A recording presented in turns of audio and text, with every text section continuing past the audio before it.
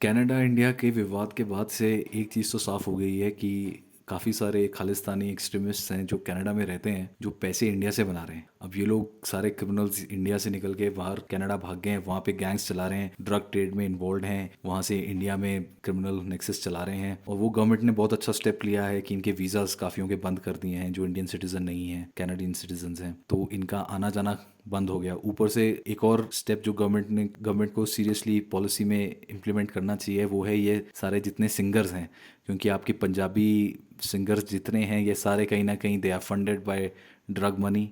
और ये सारे फालतू गाने बनाते हैं, घटिया गाने बनाते हैं, पूरा यूथ बिगाड़ रहे हैं घटिया गाने बना बना के, घटिया चीज़ें बता बता के।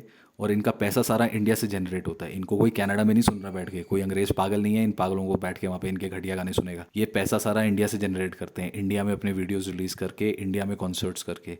अभी उस खालिस्तानी शुभ का कॉन्सर्ट बैन किया था बीजेपी वालों ने, जो बहुत सही किया। ऐसे ही जितने सारे इनके सिंगर्स हैं इन सब के कॉन्सर्ट्स बंद करो, इनके पैसे की सप्लाई बंद करो। इंडिया में ये इंडिया में ही पैसा कमाते हैं, अपने अपने गंदे घटिया वाहियात गाने बेच बेच के।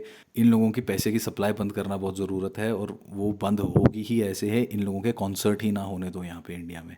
इनके कॉन्सर्ट बंद करो और इनको यहाँ से पैसा निकाल के बाहर निकालना बंद करो। उसमें हमारी करेंसी को भी फ़ायदा है, इंडियन करेंसी भी अप्रिशिएट करेगी थोड़ी, और इन सब की जो फंडिंग चली हुई है ये भी बंद होगी। जस्टिन ट्रूडो बहुत बड़ा बेवकूफ़ है, उसने मोदी को 2024 का इलेक्शन भी जिता दिया है। अब लोग मोदी को एज अ हीरो देख रहे हैं, क्योंकि उसने जो भी निजर किलिंग्स हुई हैं, जो भी इन खालिस्तानी और गैंगस्टर्स को मारा जा रहा है कनाडा में थ्रू लॉरेंस बिश्नोई या रॉ के एजेंट्स जिनके थ्रू भी ये कराया जा रहा है, लोगों में समर्थन है इस बात का।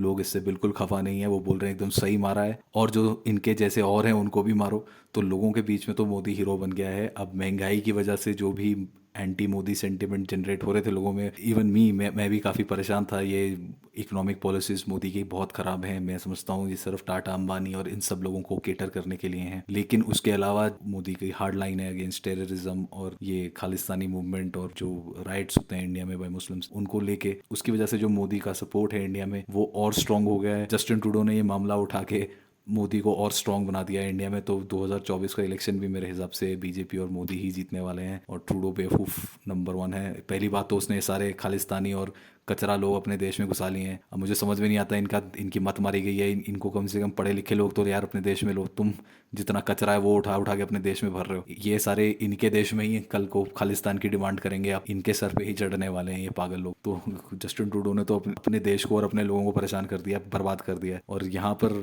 मोदी को और स्ट्रांग कर दिया।